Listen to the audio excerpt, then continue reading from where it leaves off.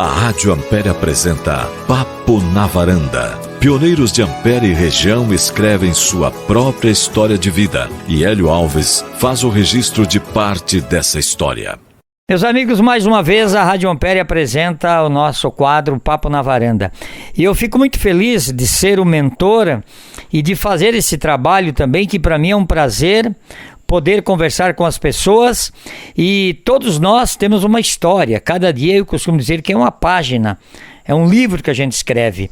E eu tenho conversado com muitas pessoas que têm colocado histórias maravilhosas, histórias de vida, histórias que aconteceram em sua vida, e por isso eu fico muito feliz de todo final de semana, na sexta, às 2 horas da tarde, no sábado, nesse dia 27 e 28 de abril, fazer esse Papo na Varanda com um amigo que eu conheço praticamente desde quando cheguei em Ampere, pelo seu trabalho na comunidade, pela sua vida na igreja, pela sua vida na família, morador aqui de Ampere há muitos anos, e eu vou, como eu sempre digo, esbiutar um pouquinho a vida desse amigo, que é o seu Raimundo Risatti, que vai completar 80 anos agora no próximo dia 6 de maio.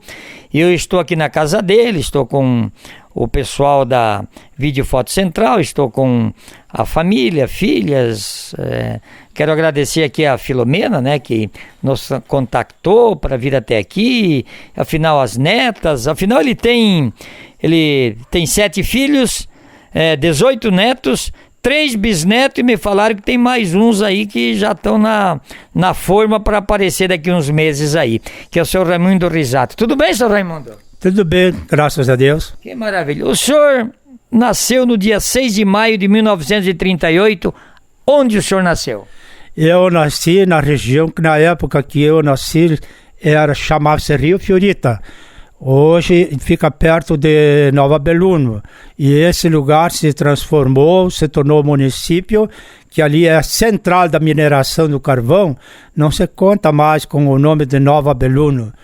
Nova Belluno por causa que existia as primeiras imigrações que vieram, se instalaram e trouxeram o nome lá da Itália, de Nova Belluno.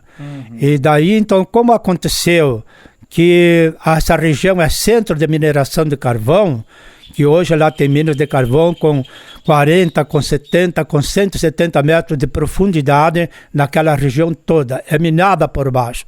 Daí na época então fomos tudo indenizados. Quem morava nessa região por causa do solo foram indenizados e foram morar no Costão da Serra. Perto do Costão da Serra. Serra Baixa, Barriga Verde. Serra Geral, Santa Catarina. Santa Catarina. E daí o pai comprou um terreno que ficava perto do Costão da Serra, mas um costão separado da Serra Geral, né? E ali se estabelecemos. Então, no município, era distrito de Treviso. Hoje ele é município de Treviso. E a gente saiu de lá, que veio para cá. Muito bem. Como era o nome dos seus pais? Seu pai, sua mãe? O senhor teve muitos irmãos? Como é que era a família? O nome do meu pai é Primo Risatti, Teresa, Santa Mãe Teresa de Betil Risatti. Uma santa mãe porque nos educou muito bem. Eles vieram da Itália, seus avós? Como é que foi a vinda deles para o Brasil? Não, eles nasceram aqui no Brasil. Quem veio de lá foi os pais deles, os avós, que seria avô, pai do meu pai, pai da mãe, né? Então eles vieram da Itália, mas eles nasceram logo que chegaram aqui no Brasil. Então, e que família numerosa? O senhor teve muitos irmãos? 8 irmãos. 8 irmãos. 8 irmãos. E o trabalho que vocês faziam era na lavoura lá, né? Na lavoura. Era na lavoura. E estudo? O senhor chegou a estudar lá em Santa Catarina? Cheguei a estudar até a 4ª série. 4ª série. Porque na época, então, se começava, era diferente um pouco, Hélio, de que hoje. Começava primeiro, falavam a cartilha, né? Depois, então, vinha o primeirinho. Daí vinha o segundo, vinha o terceiro e vinha o quarto. O quarto já era brabo. Então, para te contar uma coisa, só para os de hoje que tem um cômodo que a Kombi, a van, o ônibus pega na casa, tem merenda na escola, tem de tudo. E naquela época, o primeiro caderno, que se chamava um caderno de mata-borão, era feito aquele papel que hoje muitas vezes compram para enfeitar uma mesa na hora de uma janta, era dobrado, costurado no meio e depois feito as linhas que se chamava margem, e ali não ocupava um caderno de linha porque era caro, né? Então ele ficava para matemática, para história, essa parte mais importante. Então nós usava aquilo aí. Eu percebo hoje um monte de livros, de caderno que hoje estão usando, né? Exatamente. Então, para encurtar um pouco nessa parte do estudo, quando eu cheguei a estudar ao 4º livro primário que a gente teve, até o 3º ano, era 2,5 km, 3. E depois eu fazia 5 km a pé. E não cheguei a passar, porque não fiz a recuperação. Por quê? 5 quilômetros de pé, naquelas estradinhas de cascalho, aquelas pedrinhas de rio, né? E a prova que nós tivemos, não é que nem hoje, foi um provão, ele. Começou, parece que foi às 8 horas, foi às 11h30, paremos para almoçar, mas aquilo nem descia, de tanta preocupação. Começou às 1h30, foi às 4h30 da tarde. Aí acabou queimando muita a memória, queimou alguma matéria também. Tá certo. Pode continuar. Mas eu poderia ter feito a recuperação e teria ter passado também. Era muito forte esse estudo. Tá certo. E a família do senhor? Família numerosa, muitos irmãos? Tem mais alguma coisa para colocar sobre a escola? Mas depois eu queria que o senhor falasse sobre o número de irmãos. O senhor era do mais velho, mais novo? Se encaixava no meio? Como é que era? Voltando para trás sobre o negócio de estudo, a professora que nós tivemos do começo ao fim era um turno de 60 alunos. E a cor dela era negra. E o nome dela era Amélia Laurinda da Silva, outra pessoa que a gente não esquece, que eu acho que Deus a recebeu. Era uma negra que eu sabe que tivesse uma em cada colégio no dia de hoje. É verdade. Pelo estudo, pela ciência, pela bondade, pela capacidade que ela tinha. Tá certo.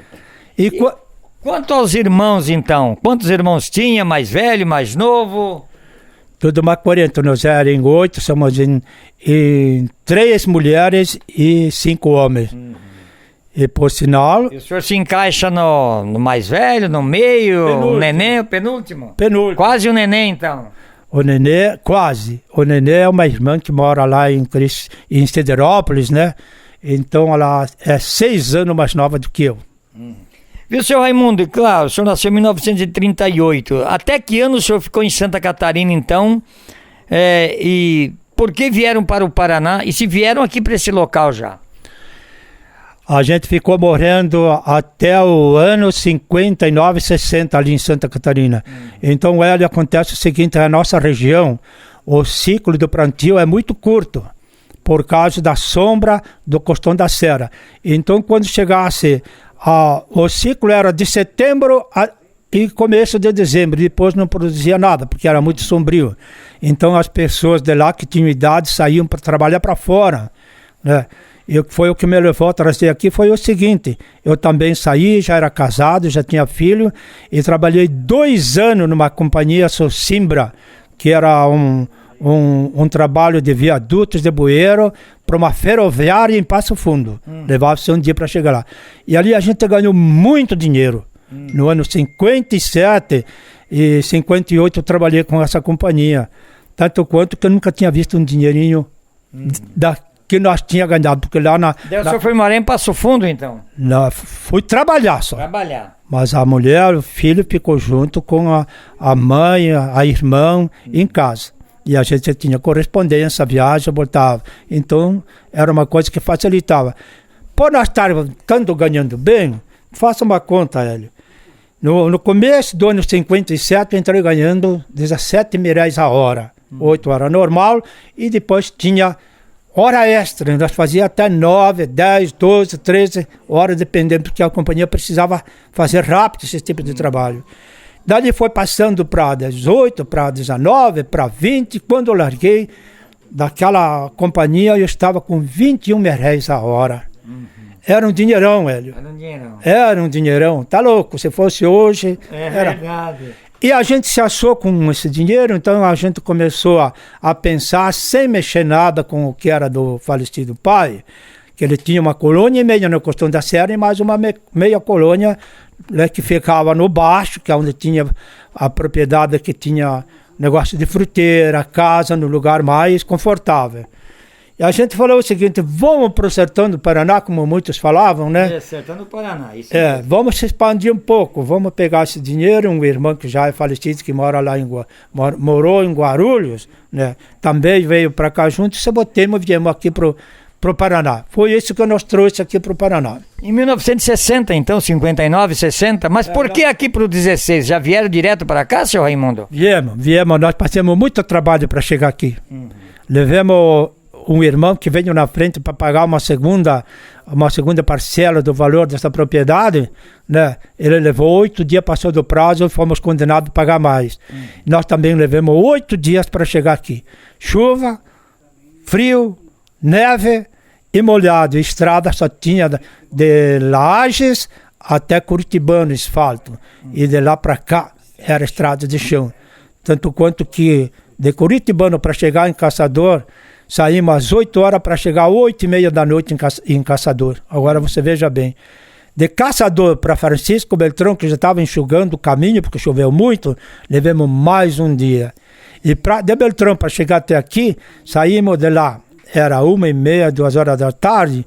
Eu não estou bem lembrado, mas alguma coisa ligada com o Potric, né? Que vinha de lá de Beltrão até no Planalto. Nós chegamos no Planalto às 11h30, às 11 horas da noite. A gente desceu a pé de Planalto até aqui no 16 a pé, com mochila nas costas e sofrendo. Chegamos à meia-noite. E compraram de quem aqui? Era de quem essa propriedade? E quem morava aqui por perto aqui?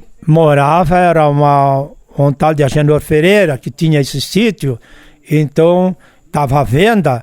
Então foi onde que um irmão que veio para frente, que hoje ele é falecido, ele não era casado, não tinha assim tanto compromisso com a família, veio na frente e fez a compra. E nós acabamos vindo morar neste lugar. E esta casa foi construída na época?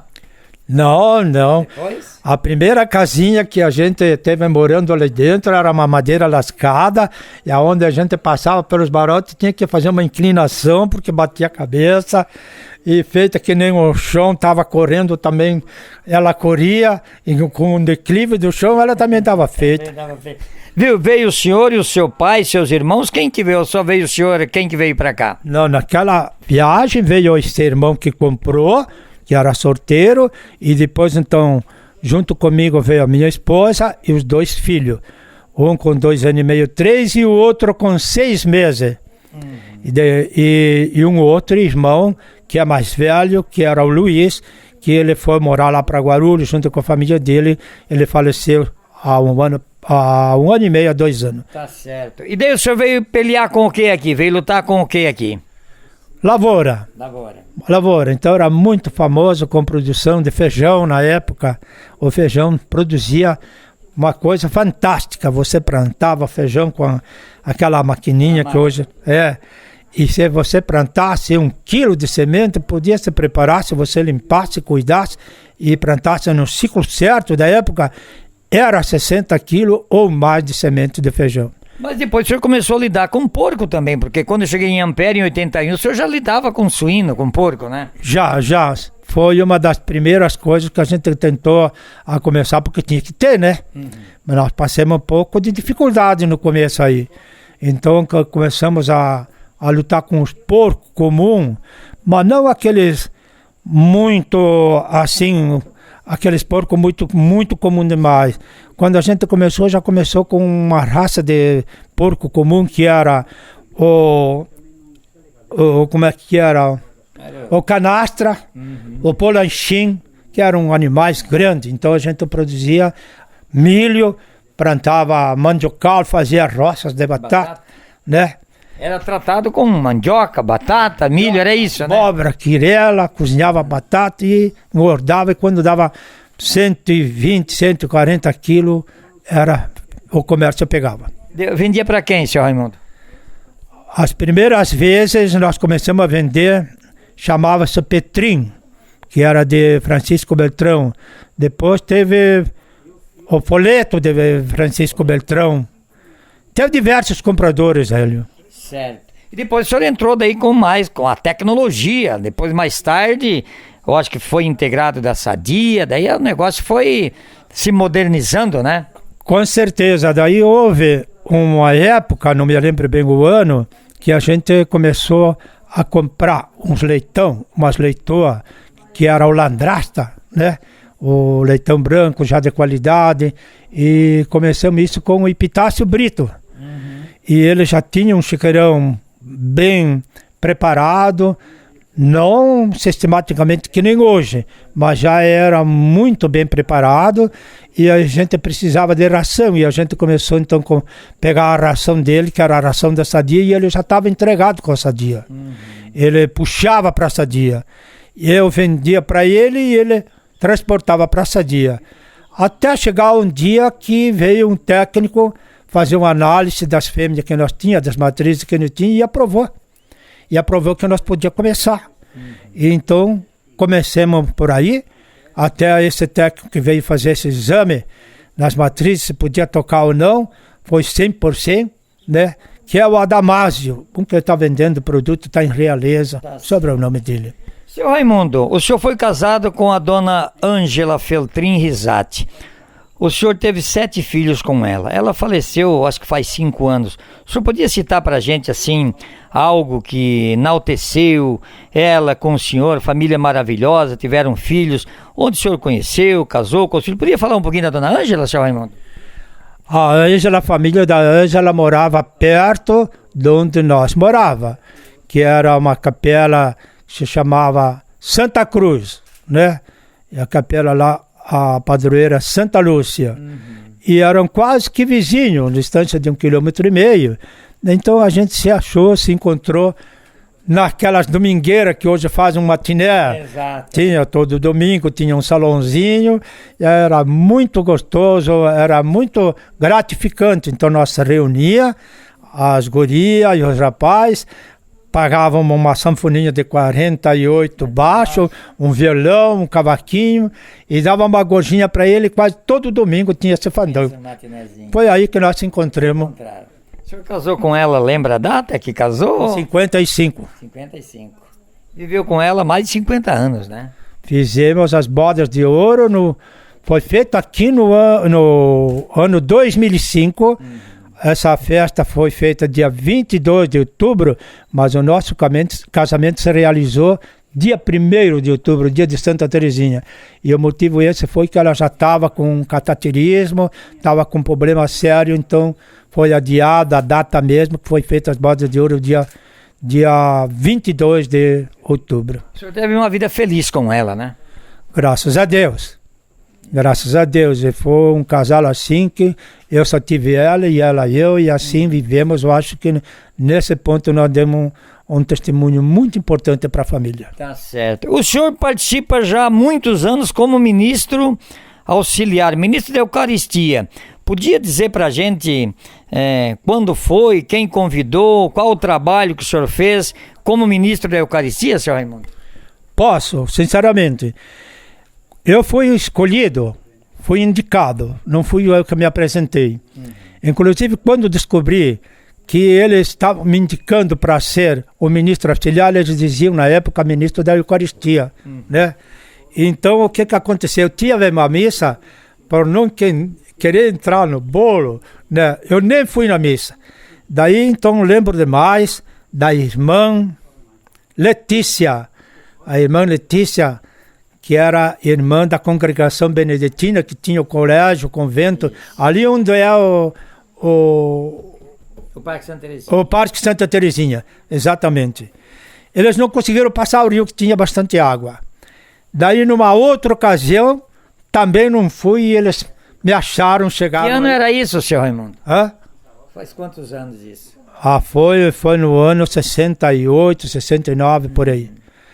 E daí eles me poram num apuro. Eu comecei a responder para eles. Era o padre Beltrão, um Bélgico da Congregação do Sagrado Coração de Jesus, e a irmã Letícia. Daí eu falei assim, olha, mas eu não tenho estudo, como é que eu vou fazer isso? E a gente está trabalhando, é o começo da vida, vai faltar muito tempo, como é que vai acontecer? E sabe o que o Beltrão, o padre Beltrão me respondeu? Sim, senhor.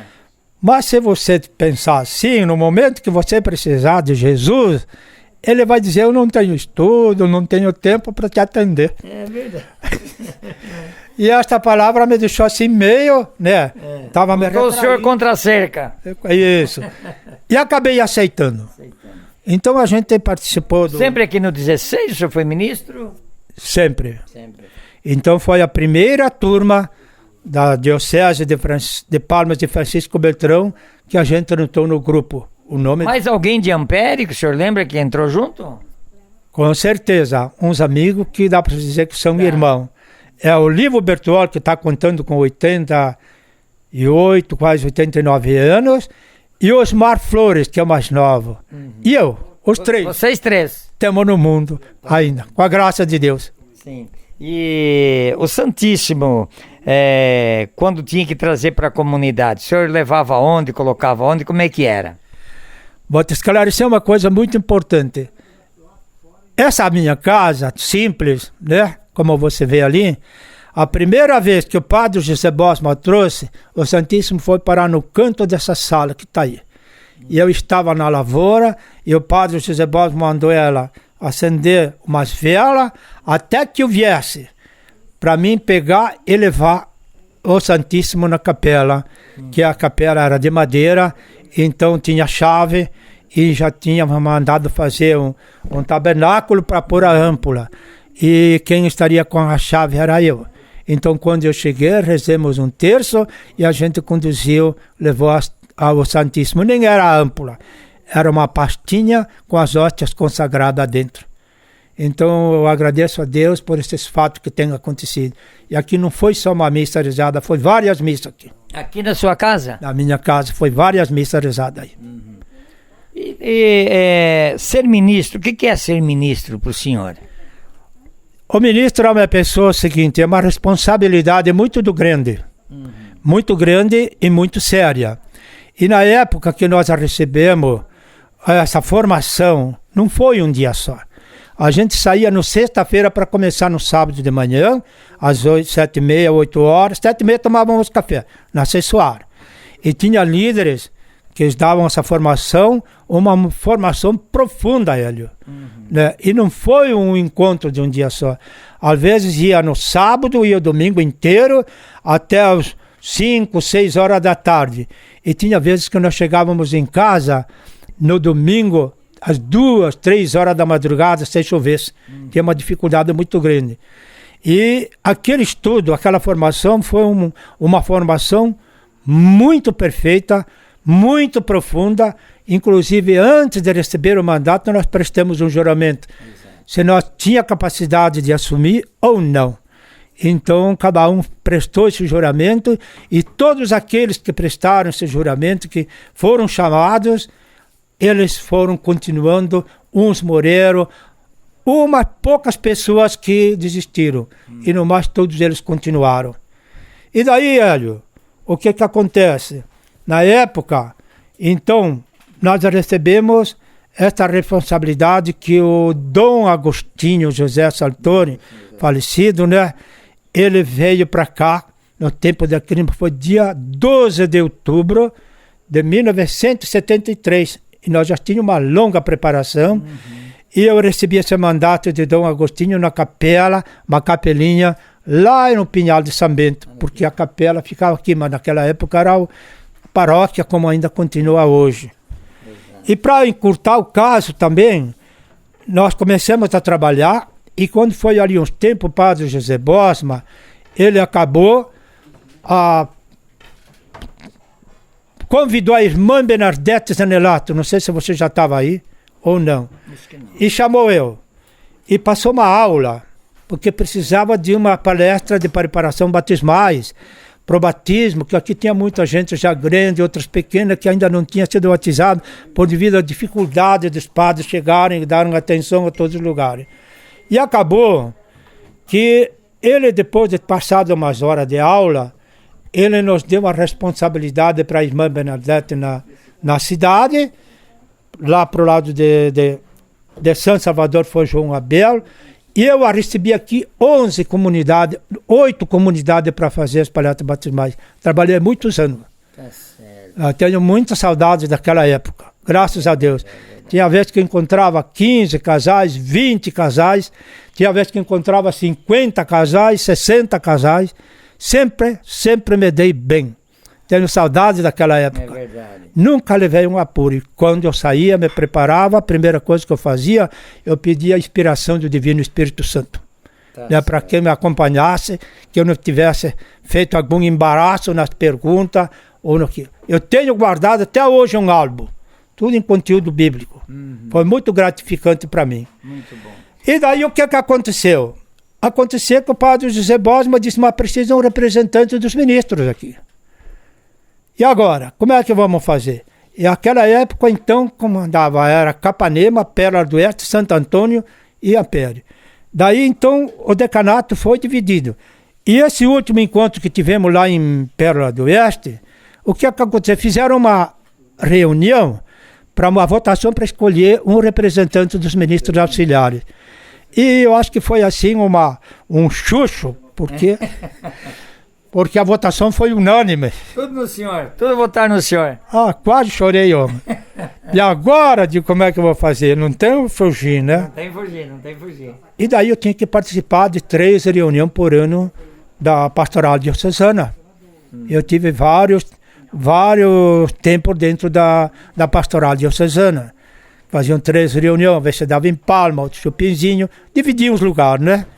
E daí comecei a ficar assim, meio doente, tinha problemas, né? De muito tempo. E teve vezes que eu me encontrei assim, meio ruim, fui socorrido pro falecido irmão Cirilo. Uma vez pro falecido Monsenhor Raimundo de São João. Daí um dia eu falei assim, Dom Agostinho, vamos escolher outra pessoa. Digo, eu vou parar um pouco, né? Mas eu me dei. Você espere um pouco aí que ele está contando umas histórias aqui, não é? Aguarde, vocês não podem ir para casa já, o pessoal não é? O Excelsior, o pessoal aí. Fique tranquilo, deixa eles. Não, eles vão esperar, senhor Raimundo. Eles vão esperar, não, eles não se mandam aqui, quem manda aqui somos nós agora. Encerra esse caso então com o Dom Agostinho, que o senhor já estava meio adoentado, como é que foi? Dali eu passei por momentos difíceis, que tive que fazer um tratamento por causa de úlcera no estômago. E daí aconteceu que, no momento que fui fazer esse tratamento, os caras me disseram, o médico, o doutor Alceu Luiz Poski, aquele polaco, vamos ter que tirar o estômago inteiro. Daí eu pedi para ele, mas como é que fica depois? Não, nós vamos deixar uma bolsinha assim no estômago, vamos fazer alguma coisa para você poder se alimentar. Sim, mas de que jeito? Se eu gosto de me alimentar bastante e tal. E ele falou, não, mas vai dar. Qual é o problema que vai acontecer? O problema que vai acontecer é o seguinte, que você se alimenta com 15, 20 minutos, você vai ter que andar, você vai ter que correr. Então eu falei para ele, então você deixa meu estômago no lugar. Se eu tiver que morrer, eu morro com meu estômago. Tá certo. E ele passou um tratamento longo, né? E eu fui executando, obedecendo com a graça de Deus, com remédio químico e muito remédio também de erva. Eu estou aqui batendo papo. Que maravilha. E como é que é a vida do senhor Raimundo hoje, rodeado de neto, 18 netos, bisneto, filhos? É claro que o senhor perdeu a esposa, mas como é que é a vida do senhor Raimundo hoje? Como é que tá? Muita luta, muita garra. A gente trabalha bastante, volta e meia a gente tem uma patinada, mas com a graça de Deus, feliz. Tá certo. E o senhor me contava, eu pedia quais as músicas que a gente pode tocar, é claro, já faz meia hora que nós estamos conversando, e o senhor me dizia, olha, eu quero aquela música O Vento dos Monarcas, depois nós vamos tocar O Vento e o Amigos para Sempre, nesse nosso Papo na Varanda, e o senhor me contava a história, né, que ocorreu, eu me lembro, já estava em Ampere quando ocorreu, se eu não me falha a memória, tenho fotos, e eu vim filmar, eu acho que eu era vereador na época, eu vim filmar aqui a região, o senhor pediu essa música por quê? Conte um pouquinho daquela história então. Aquela do vento? Foi no dia 7 de setembro, né? Sim, não me lembro certo o ano, que às 10h30 da noite, ele começou tipo com um furacão contorneado, então ele mexia, pulava para cá e para lá às 10h30 da noite E quando foi de repente, essa escuridão apareceu, foi de repente, de soco, era umas 10:30 da noite, estava um neto que conviveu muito tempo comigo, que é o neto mais velho, e a mãe dele, que tinham visitado o avô e o pai que moram, hoje não mora mais, em Ponte Nova eles moravam. Então o que aconteceu? Estávamos prosendo ali, escutamos esse barulho. Quando nós escutamos esse barulho, não deu tempo para nada. Então eu saí para fora para fazer uma oração, eu vim agarrado pela parede. Nas Matas Juntinhas, esse neto é reforçado, tentando segurar a porta e não sabia se eu estava na rua ou onde que eu estava, né? E eu saí para fazer uma oração, pedi a Deus e a grande mensageira Santa Bárbara, né? Ela é sobre a tempestade, mas tanto do tempo como da vida, né? Exatamente. Então o que aconteceu? A gente escutou só aquele barulhão, entrei para dentro, a caixa um barulhão que descia bem na frente, onde está esses homens agora sentados. De repente escutamos aquele barulhão, em seguida um tinido. Foi um galpão de 20 por 12, trouxe uns 15 metros para frente. O poste da luz de alta tensão, que tem o transformador em cima, rebentou em 2 pedaços. As telhas da casa levantaram tudo em pé e a casa chacoalhou. A casa chacoalhou inteira, que tem um sinal aí que você pode olhar depois, desencostou tanto assim. Mas não conseguiu arrancar por devido esse piso que tem aqui, e cada canto tem escora reforçada que ela não levou. Então, tinha o trator embaixo, tinha carreta agrícola, tinha triadeira, estragou com um monte de coisa, Hélio. Tivemos um prejuízo maluco, a granja, os leitão na chuva, caindo telha em cima, o galpão aqui que se chama paiol, que era cheio de ração, ficou um lodo, chegava até mal, porque molhou tudo. Ração é uma coisa que, né, não pode ser molhada. Tivemos um prejuízo muito grande. Então foi os matos, que eu tinha mato virgem, que fica nesse rumo da casa para cima, detonou. Ficou lá alguma árvore que outra. Com 20, 30 dias você podia botar fogo que queimava tudo. Então foi uma coisa que me marcou muito, que se fosse um horário das 5, 7 horas por aí, entre 5 e 7:30, que é o momento que as pessoas lutam, vão para a estrevaria para tirar o leite das vacas, porque aqui é uma bacia inteira, quase todo mundo luta assim, teria matado muita gente. Derrubou o galpão, não foi só o meu, quanto que tinha por aí foi derrubando, né? Então o que acontece? Ficou uma trauma das maiores, que eu não quero mais ver. Exato. Né? Mais uma coisa que me marcou, que não vi ninguém falar que tivesse tomado um aranhão. Então uma coisa que marcou, por isso que eu escolhi essa música, O Vento. Tá certo. Qual o seu santo ou a santa protetora? Todos eles, eu sou muito apegado a Santo Antônio, Santa Bárbara e Nossa Senhora Aparecida, mas todos eles. Peço a intercessão de todos eles. O senhor torce para algum time ou não torce para time nenhum? Olha, ou tem assim...